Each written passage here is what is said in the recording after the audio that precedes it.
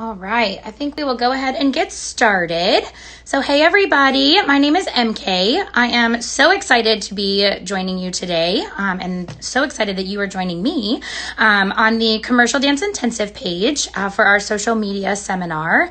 I know that we have a ton of different people joining in from all over the country, and so we are going to talk lots about social media. If you have any questions as we go along, definitely feel free to ask. I will try to get to all of those.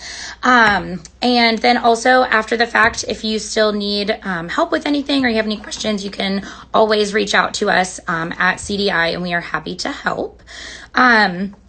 So first, I wanted to have everybody just jump in the comments, and I would love for you to just list off all of the different social media platforms that you can think of. Obviously, there's going to be some repeats, but let's see. Hey, Sid. All right, so go ahead and jump in the comments if you get a chance, and let me know. Oop, TikTok. Yes. That is one, Melissa. We're not going to go over TikTok today, but TikTok is a platform that's super popular. Snapchat, Instagram, YouTube, TikTok, Twitter, Band, Facebook. Yep, these are all really great. Instagram is a big one. Yep, Instagram. Pinterest. Yep, that is also one. Pinterest. Any other ones? Awesome. Well, that's a really great list. Today we're going to kind of focus on Instagram, and we'll talk a little bit about Facebook if we have a chance. But we are going to kind of focus on Instagram today. I could talk your ear off all day and all week if we were to go over all of them. Obviously, each different platform has its own focus and its own purpose. And so Instagram is a super visual platform. Obviously, it's based around using pictures and boomerangs and video content. And so it is it's super visual just by nature. It also can be considered these days, especially for your professional Instagram, and we'll talk about the differences between a professional and a personal Instagram.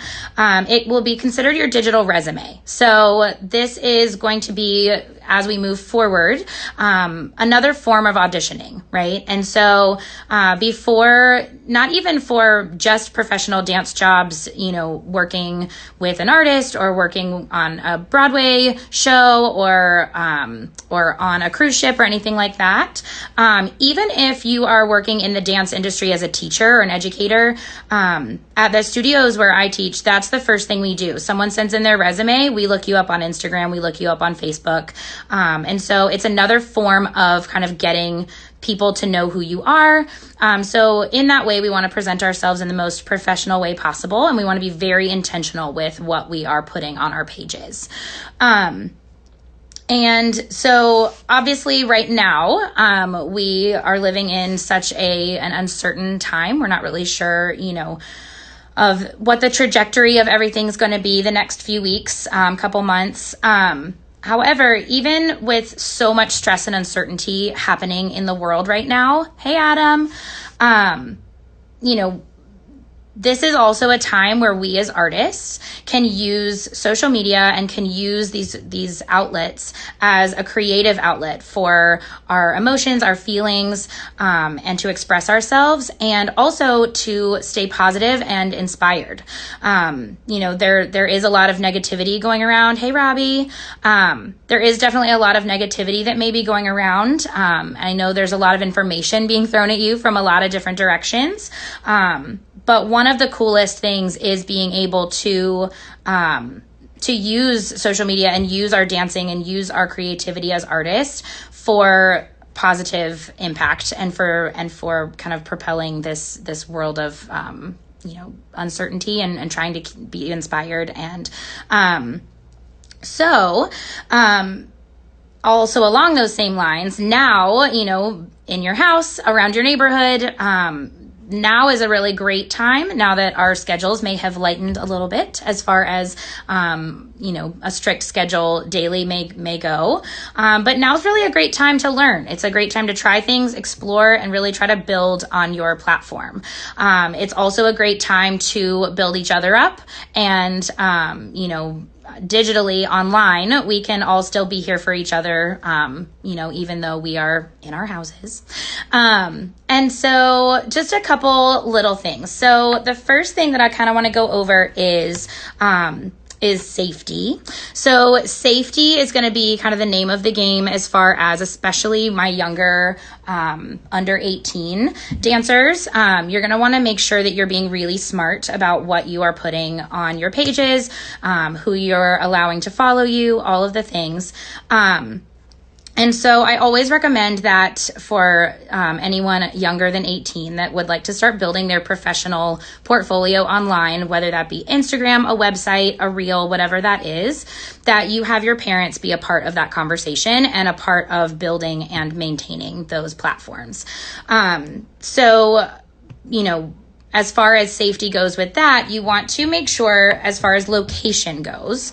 Instagram has this really cool feature where you can tag your location in a certain picture, and it geotags in kind of the map as to your content. I always tell all my dancers that it is not in your best interest to tag your location at the time you're there. So for instance, you're at a competition all weekend. You want to make sure that you don't actually tag exactly where you are for a number of reasons. Number one, you are telling your followers where you are. So, you know, hopefully not, but that is basically an invitation to say, hey, I'm at this convention center all weekend. Come join me. And we don't want that. And then also it tells people that you're not at home. So if you've been traveling, you know, you go on an airplane, then you've left your house unattended for the whole weekend. That's also an invitation for something to possibly happen there. And so we want to make sure that we're being really smart about tagging locations. However, Instagram also has a really cool feature where you can go back and you can add that location later. So you get home from the weekend, you've been posting, you know, throughout the weekend without your location. Well, you can go back and add that later, that it'll then tag where you were. So, you know that you can go back and edit always, but don't tag that location right when you are there presently.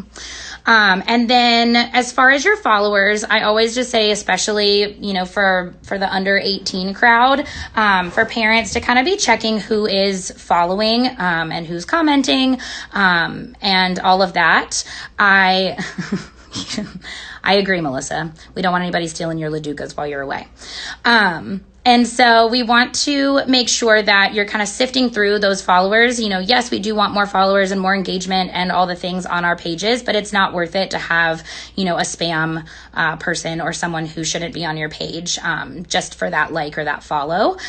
So, you know, if my kind of rule of thumb is if something gives you, you know, an uncomfortable feeling, then that person's maybe shouldn't be on your page, and you can go ahead and block them and move on with your day. And I think that's probably the best course of action for that.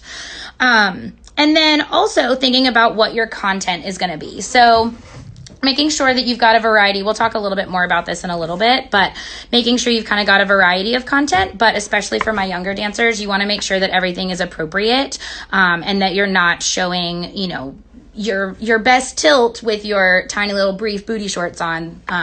You know, you want to make sure that you're thinking about what that content is and what that pose is or is showing or is not. And we want to, there's, you know, definitely different angles of things that, you know, you can still show off your tilt, but maybe it's not straight to the front, you know. So we're thinking about our poses and our content and all of that. Because you can still show off that beautiful extension, but I don't necessarily need it to be full in the front. So just being smart about those choices you're making, and having parents kind of there to help monitor as well. Okay, so moving on, we're going to talk about usernames. Adam talked about these yesterday, and I fully agree with everything that he said. So your username for your professional page should be some semblance of your name. Now, this past summer, we had a student who, hey, Ashley, we had a student who, her name was Katie Johnson. And so she came to me and she said, well, what am I supposed to do? Because there are 5 million other Katie Johnsons around the world and artists and all the things. And so for her Instagram, she had always gone by Katie J, the initials. And so she put on her Instagram handle, it was, hey, it's me, Katie J. And she was like, well, is that, not okay? And, I know you said to use your name.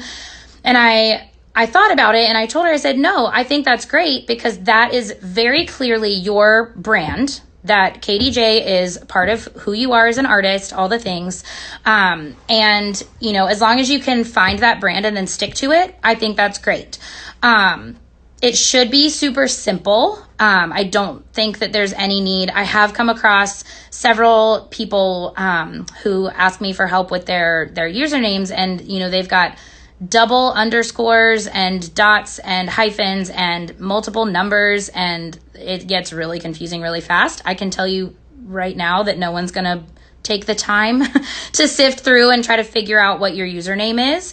And so the simpler that can be, the better. So we also want to make sure that it's not like, Dance Rocks 84,276. We want to make sure that it, again, ties back to your name and ties back to who you are as an artist.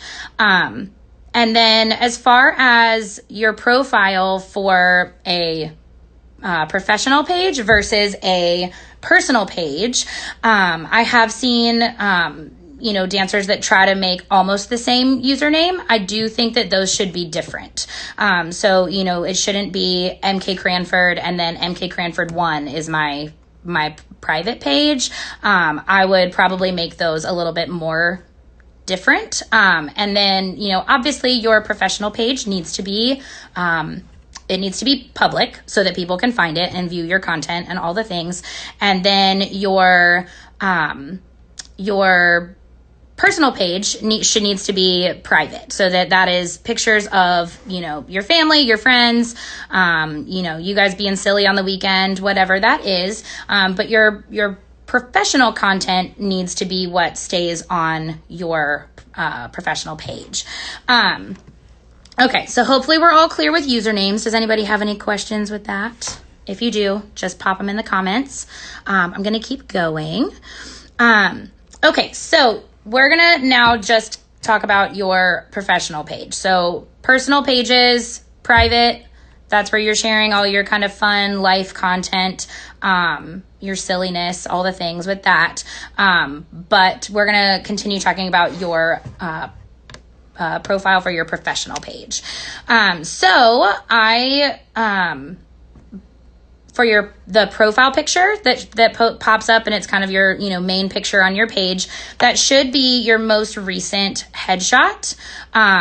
That is what you use for auditions, what you use to submit for different things. You want it to be easy to recognize. So you don't want someone, if it's a really far away dance shot that might look cool, we're not going to necessarily know that that's you for any reason. So I always say that it needs to be a headshot. I can tell by looking at that picture, even though it's microscopic on the phone screen, I can tell pretty quickly that that's you, and that's going to be a lot easier to figure out who is who. And then also the bio section, you can use, to be whatever you want it to be. It does have a character limit though, so you can only put a certain number of characters in there. You can tag different, if you're an ambassador for a certain, dancewear brand, or if you are touring with a certain dance convention or things like that, or if you work with a certain agency, you can always tag them in there. That's kind of a newer thing, is that you can tag,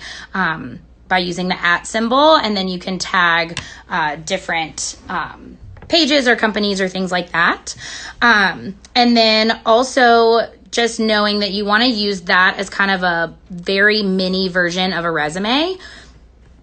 So you want to put kind of your top most impressive things, the first things that you would want someone to see or note about you. But again, you can't add everything because it's a very limited space. So just being smart about what you're putting in there and the content that you're adding to that. And then we're going to go through in a little bit a list of some apps, but one that is really incredible that I figured out I do all the marketing at a local studio in North Carolina. And one of the coolest things that we have discovered is this free app called Linktree.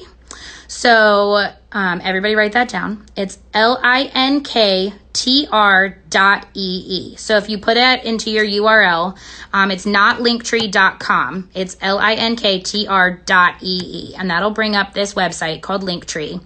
Basically what that does is you log in to your Instagram and you set up the little account for it.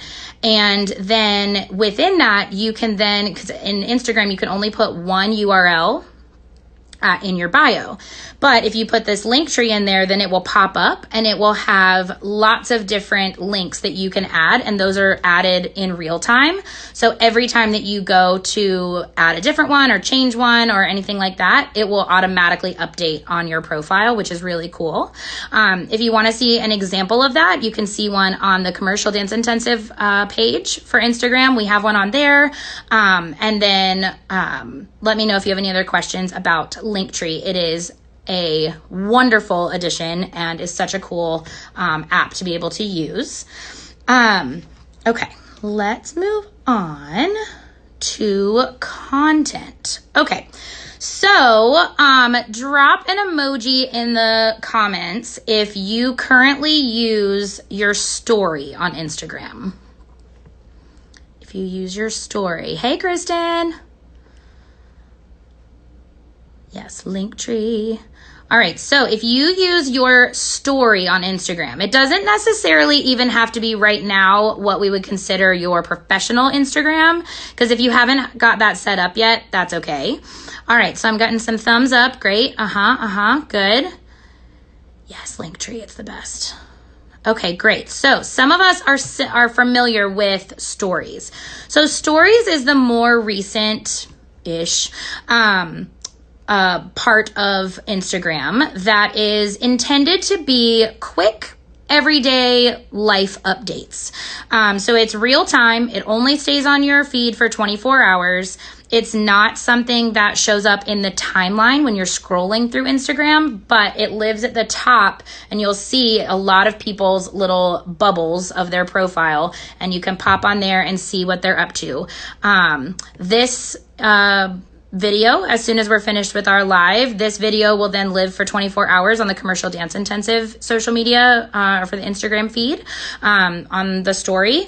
And then from there, then it will archive. But you can also make what's called a story highlight. So what's really cool for your professional Instagram is, as you're adding content, is then you can add that to your story as a post on there, and then you can actually categorize. So I've seen a lot of people that add on their story highlights, they might have, if you do dance and you do modeling, or you do dance acting and singing, or different things that you might have going on, different types of jobs that you've worked, different, if you do choreography, if you do videography, if you do anything like that, you can add those to those story highlights, and you can actually categorize them however you want to. So you could add that as, it could be as up to date as you want. You can add and delete and change, and it's really a flexible platform, which is kind of cool. And so within that, that's kind of an additional kind of bonus area for content that doesn't necessarily do much with the feed itself. And so your feed, I always say, especially with these stories, your feed is what you want to be kind of pre-planned content. So your feed is going to be videos, more professional looking photos. What I say by that is I'm not saying that you need to hire a photographer to come and take pictures every time you want to post something. Your iPhone or your Android is perfectly capable of taking very nice photos. The shutter speed might not be as quick, but pretty much you can get a lot out of using the technology that you have without having to hire, a photographer for those photo shoots. And so when you're thinking about all this time that you have at home right now, now's a really great time to get lots of footage, whatever that means. So that could be having your parents or your sibling help. Oh, thanks, Dan. Always happy to help with my photography, but I'm going to teach you how to do it so that you can also create lots of content as well. And so for these practice challenges, basically you can either, there's a ton of live stream classes happening right now, right? So film yourself doing a ballet class in your living room or in your garage. Or you could film yourself doing improv on your back porch.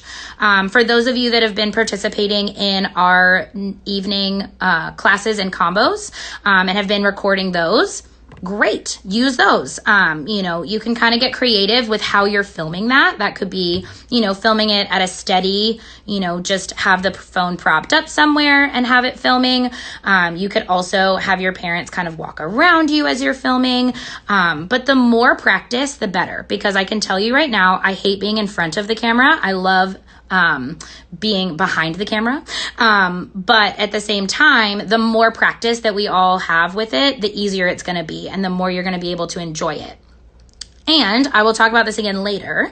But speaking of camera challenges, when you tune in tonight at 8 p.m. on the CDI page, we're actually going to be having an on-camera challenge for all of you on our Instagram TV.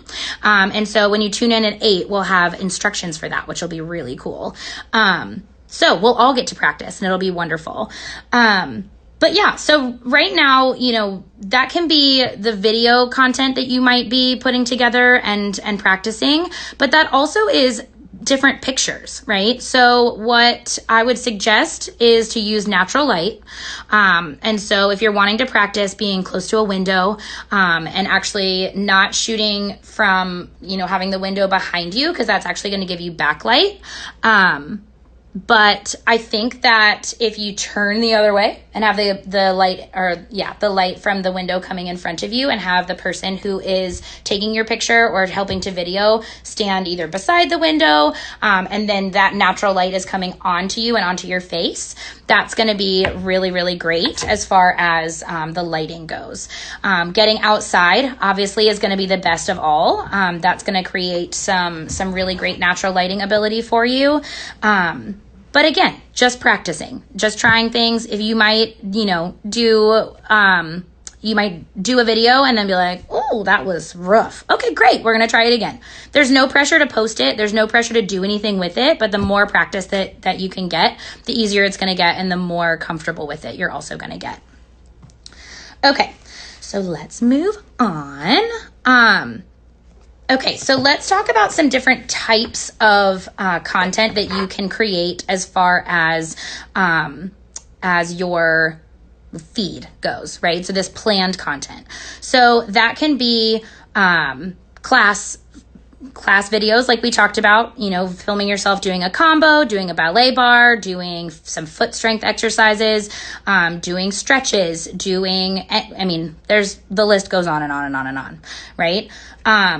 And then also thinking about, again, photos versus videos and practicing both, right? So, Melissa and I were just talking about this. For a long time, I have heard, and we've all been told in the marketing world, that videos actually create more engagement and that people are more engaged in videos. However, I recently read a study that has been done recently where they actually compared on several different accounts the engagement level versus on videos versus photos. And they actually said that at the end of their study that they didn't find any significant difference between the two, which is kind of cool because then that doesn't give as much pressure to there being all videos. However, then it kind of is up to you. And I think it's more just about creating captivating content and practicing and all of that.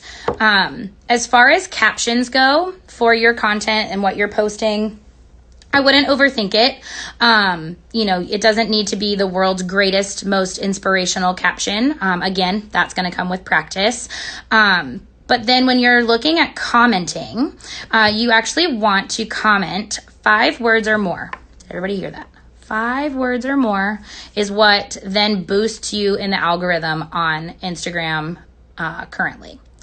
So when you're commenting on your friends' posts or you're getting people to comment on your post, just commenting an emoji doesn't do it. It doesn't do anything. Commenting 1 word, sadly, doesn't do anything. So if you see me going on my page to then go comment on the Commercial Dance Intensive page, it always is 5 words or more, because that we're trying to boost it in the algorithm so that it will show to more viewers. The reason for that is that Instagram is trying to push their platform to be creating conversations rather than just these snap, quick engagements, right? So the goal for them is they're wanting people to talk more as a part of the platform. So now you're going to go out and you're going to, practice. You're going to make a ton of videos. You're going to do a ton of photos, all the things. Then what do you do with them? Okay, so first you're going to sift through them and you're going to figure out which ones you like, which ones you don't. You're going to favorite them. Then all the photos that you love, that you would like to post, you're going to put all of those in a folder.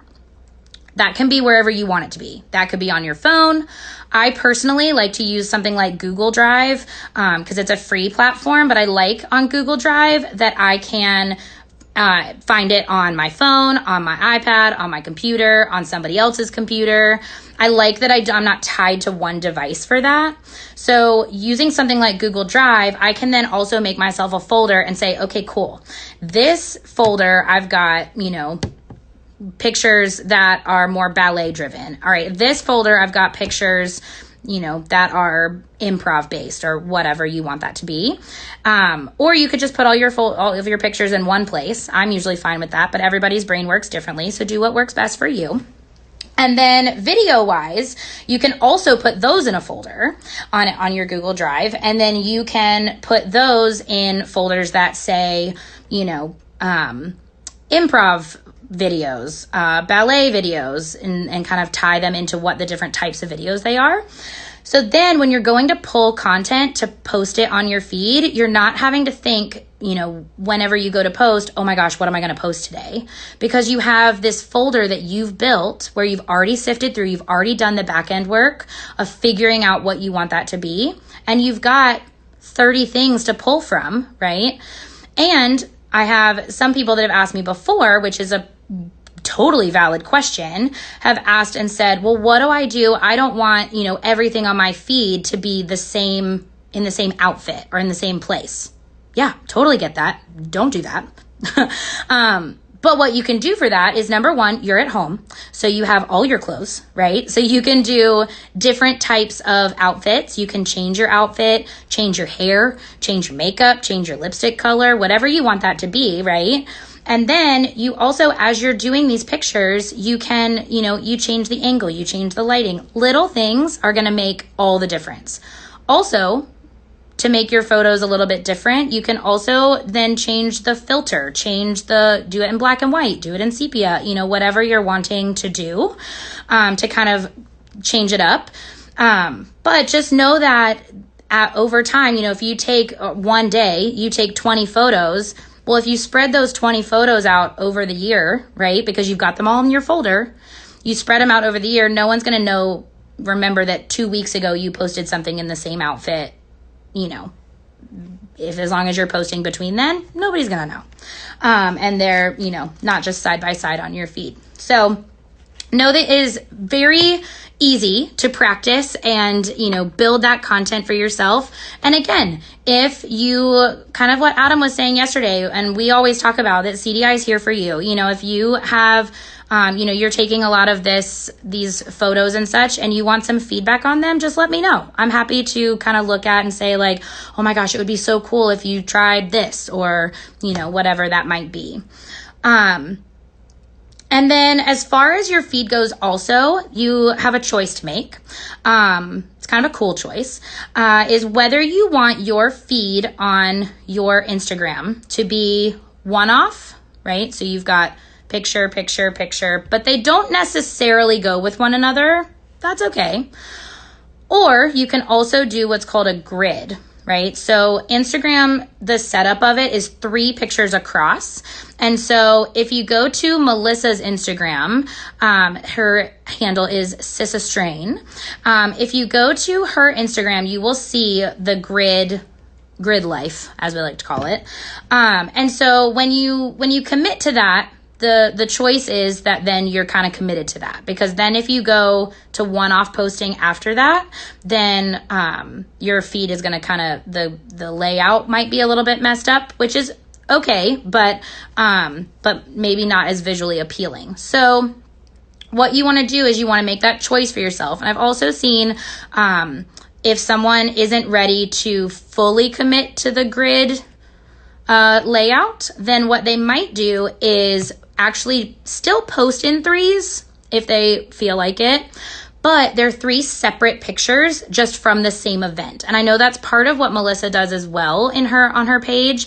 So she might have 3 pictures from a photo shoot that she did that are 3 different pictures, but they're all in the same outfit. They're all clearly from the same event, place, whatever, job. So then what she'll do is she'll post all 3 of those separately, but then they all still line up on that grid in 3s.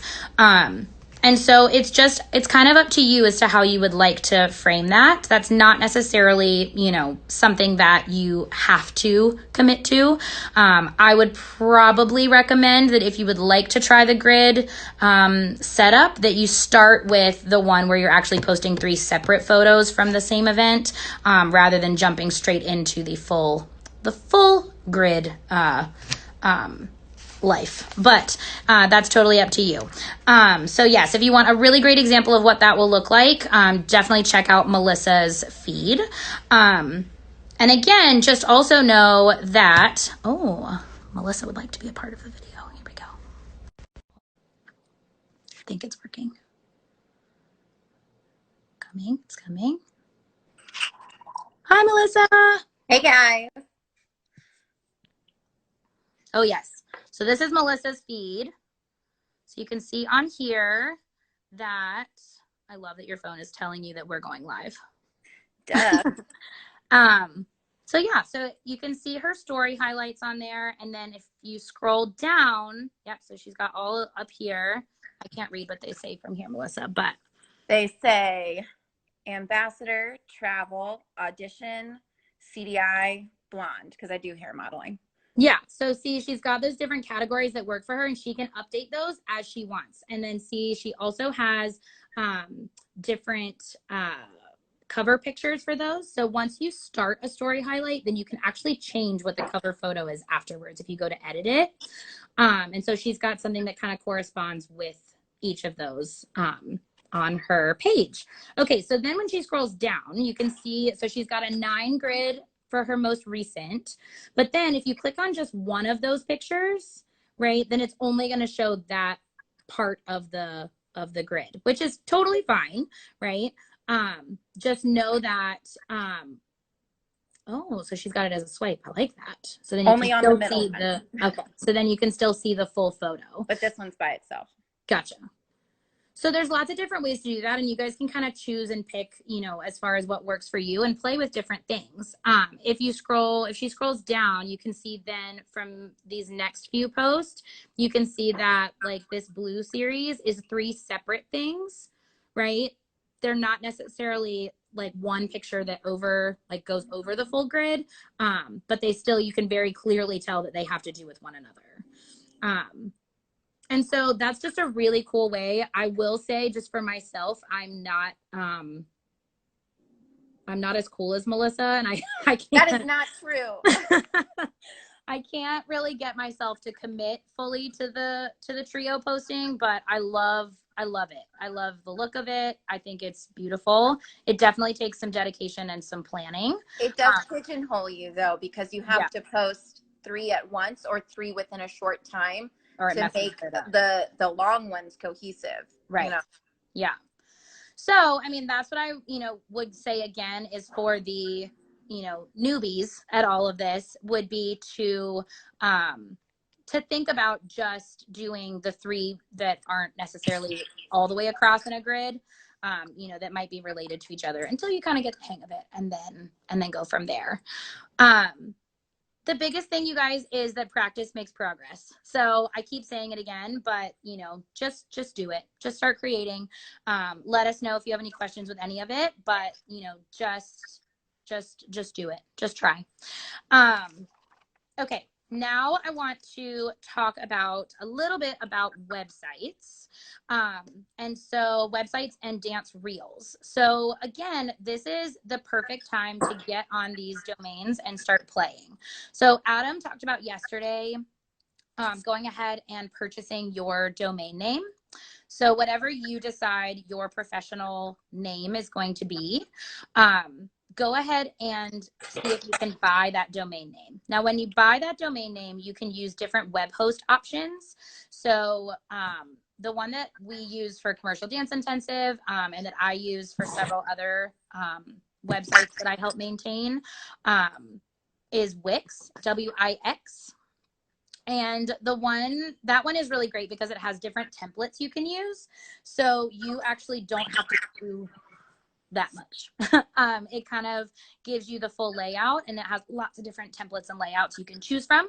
Then from there, you can kind of click and fill in what you want. It can be as simple or as complex as you want it to be. And you can kind of go from there. Melissa, I'm going to click out. Bye. Bye. Okay. All right. Can everybody still hear me? Just making sure. Yes, hopefully. Okay, so the different domains you can go through. Wix is a really great one, so wix.com. Weebly is another one that a lot of people like. Oh, Robbie, Robbie, we gonna make it work. Okay, you and I are gonna have a different FaceTime. All right, so Weebly is another really great one. I would say to try one of those two. If you have another one that you prefer, that's great. But Wix is a really, really great one that is easy to figure out. So once you buy your domain name, then from there you can add things like your headshot, some dance pictures. You can put your resume on there. You can actually write out your resume and have a PDF version. You can put a link to or embed your dance reel, right, that you are going to be building, because you're videoing all these different things while you're at home, and you're going to get to the point where you're super comfortable with it, and you're going to have so much content that we're going to be telling you that you that you have to shorten it because it's too long, because you're gonna have so much content. It's gonna be so awesome. But think about how cool and how different and diverse your reel will be if you can film things in the street or in a parking lot or in your garage or in your backyard or on your sun porch or on, I don't know, different platforms in different areas. How cool is that to get that content versus everything coming from a classroom or the stage? Your reels should be 2 minutes. And from there, you want it to include lots of different clips of material. We did talk about this summer that there is a difference between what is kind of expected and wanted from reels in different places. And that sometimes casting agents, there may be a trend swing where they want lots of short little clips, or we talked about last summer that there was more of a trend where they wanted longer clips of you dancing rather than, everything being so choppy. So I would just keep checking in with us as far as what we're hearing from casting agents, because again, that can always change on a daily basis. But for dancers who do acro, you can have a separate acro focused reel. You can have one that is tap focused. You know, you can add in, you can have as many different, you know, if you were applying for a tap job, you know, that you are wanting and you're wanting to audition for that, then, you know, if you have that to pull from, great. But again, you also want to have kind of your overall reel that has lots of different styles of dance, shows how diverse and how versatile you are. And again, being able to have that in some kind of cool locations rather than everything being on a stage, especially a competition stage, and then in a dance room, is going to kind of set you apart, and make you stand out from some of the other reels that might be in the same running for the same part or the same job or summer intensive. And then you always, always, always want to have on your resume, on your website, on your reel, you always want to have your contact information. And your contact information needs to include how we contact you. So that would be your name, your email address, a phone number if you want to include that. And then you definitely also want to include your Instagram handle if you have a built page for that in a professional. Don't put to your personal page if you don't have that ready yet. And then obviously, you know, on your reel, you would want to then reflect back to your website with your domain name as well. Okay, so last couple little things. I want to go through some apps with you that you should write down and you should try. Okay, the first one we already talked about, Linktree. It's the best. Seriously, it's so cool. And it's free, which is amazing. There's a paid version, but I've never needed it. And I use it for multiple bigger size businesses. So the free one's pretty great. Another one is for creating content and we use it for CDI. That's where we're all of the scheduling and the different posts have come this week about what's coming up next is WordSwag. Coolest app ever. It basically is a platform where you can take a picture and it can be your own picture. They have a kind of search engine for pictures and you can then write text over it in different fonts and such. There is another one called Over that people use that is kind of the same deal. That's really cool, where you can take a picture and then add text, add different layers and things. Over is that one. Excuse me. And then Melissa was telling me the one she uses for the grid posting is called Grid Post. So if you want to try that out and see what that's all about, Grid Post is that one. Another one that is for editing photos and adding different effects and filters and such is called Snapseed, all one word. And that one's really cool. Has lots of different filters, effects, all kinds of things.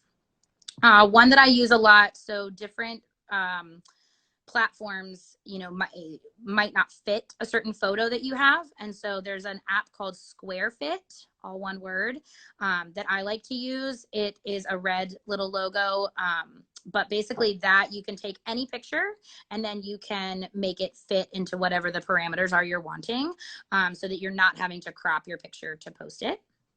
Another one that Melissa uses is Logo Maker. Self-explanatory, Logo Maker. A video posting app would be Video Shop. There's lots of different editing apps for videos. iMovie is another really great one, but Video Shop on your phone is a really cool one. In order to repost people's things that you're seeing on Instagram, if you're wanting to repost what somebody writes, there's an app called Repost. There's lots of different ones for that type of use, but Repost is a really popular one. We use that one for CDI as well. For my younger friends, there is an app called VSCO, VSCO, that you can use as well.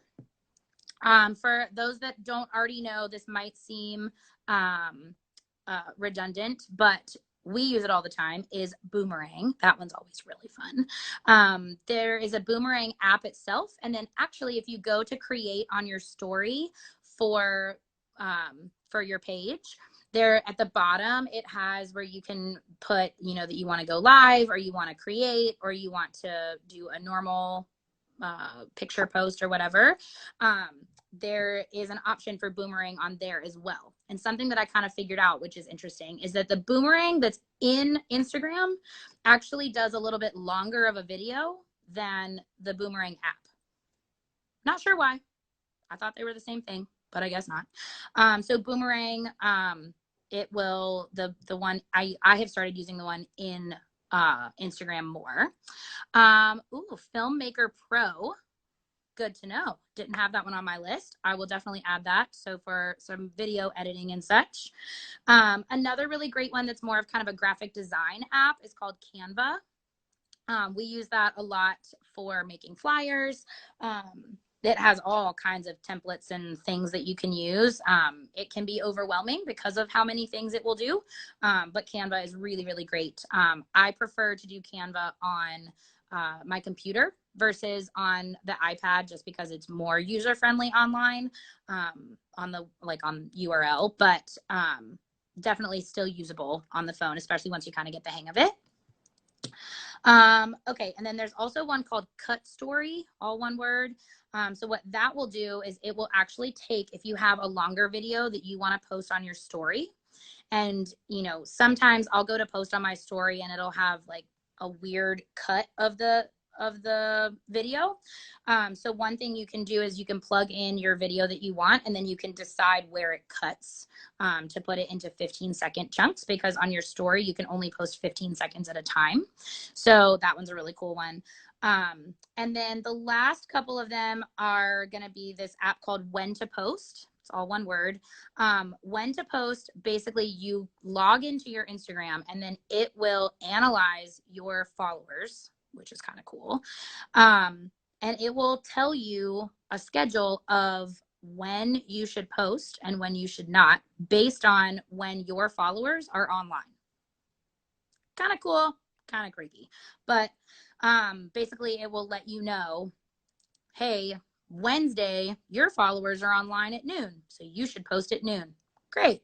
But it'll give you kind of the 2 best times of day to be posting on your feed. Excuse me.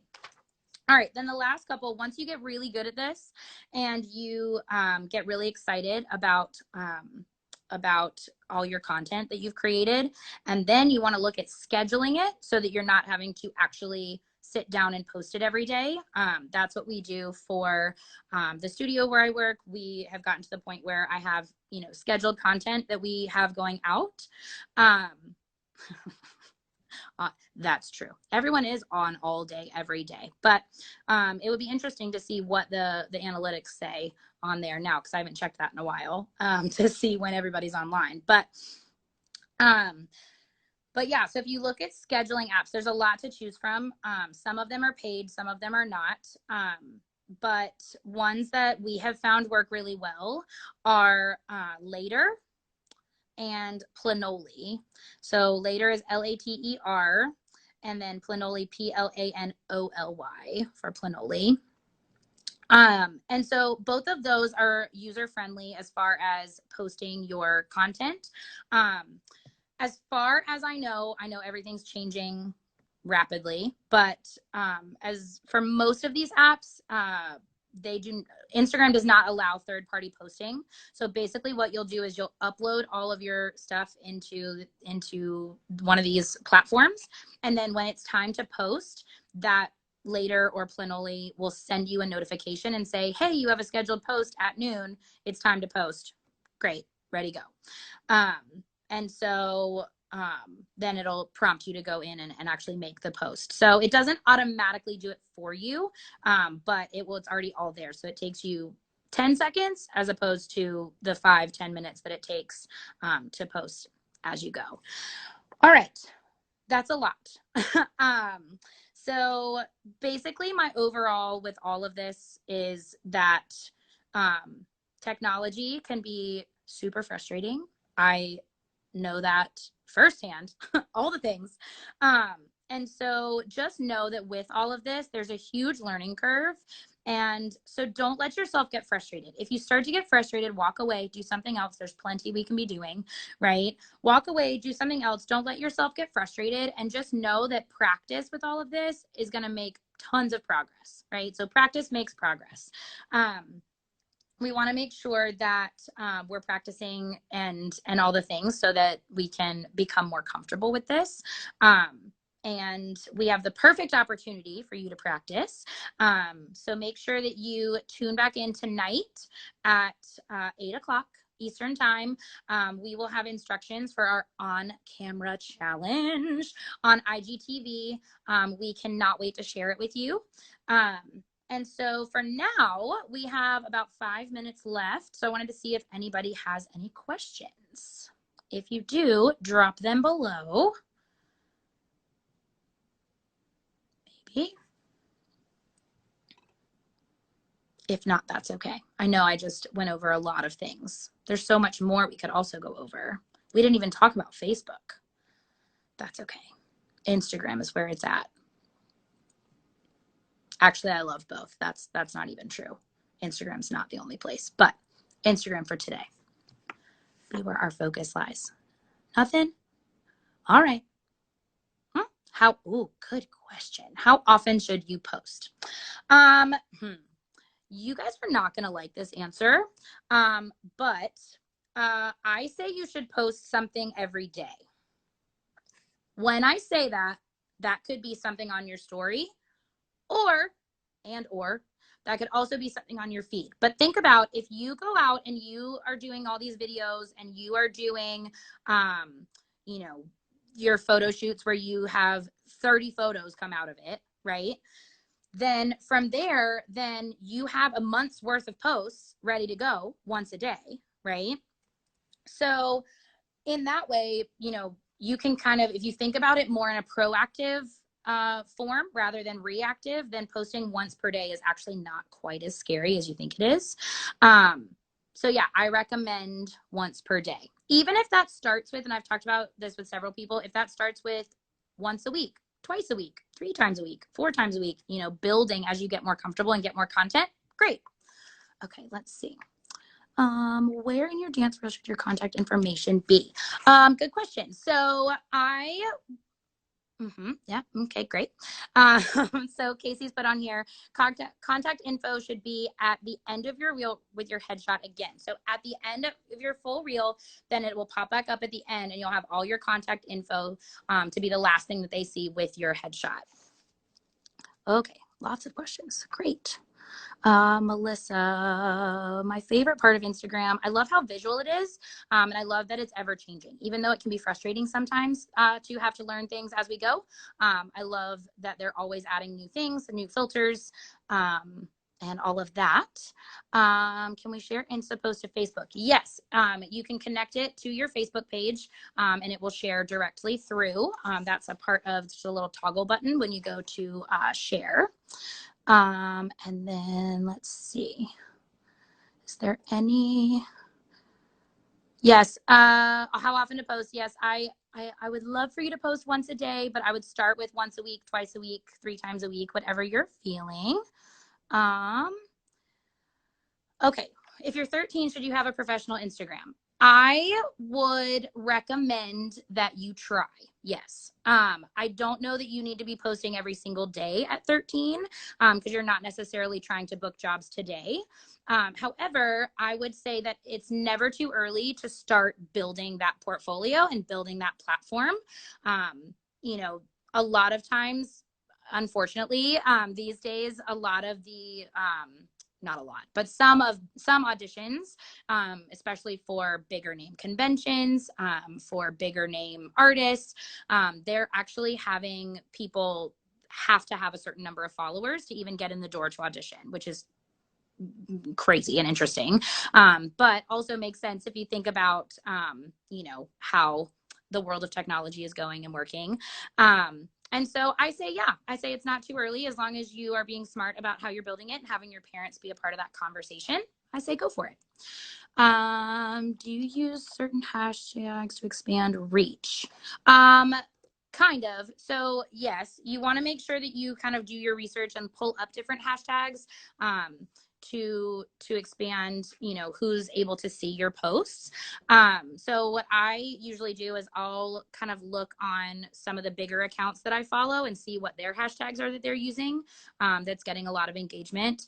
So there's some, you know, kind of generic ones like hashtag dance, hashtag insta dance, you know, all of those type of ones that you can use. But there's not, you know, five specific ones that are going to work all the time. Because again, those are also going to be changing. But definitely just kind of play around and see what people are using as hashtags, and then you can kind of follow suit. Best way to get more followers is definitely constant interaction and engagement, and you also engaging with other followers as well. You know, being able to engage on other people's pages, commenting on other people's videos and content and all of that is definitely going to be a great way to get meaningful followers. You know, because some people pay for followers, but the problem is that those people still are getting 10 likes on a picture. That's not meaningful engagement, right? So you want to take the time to really build within your followers rather than just trying to get them all at once. I definitely recommend being steady, you know, building your content, boosting your content, all of that, as opposed to just trying to make it all happen at one time. Awesome. If we don't have any more questions, I think we are almost out of time. Instagram's going to kick me off of here. But this has been awesome. If you guys have any other questions, definitely feel free to let me know. And yeah, I'm excited to see what everyone is going to be creating for this on-camera challenge that happens tonight. Yay. Awesome. Thanks so much for joining, you guys.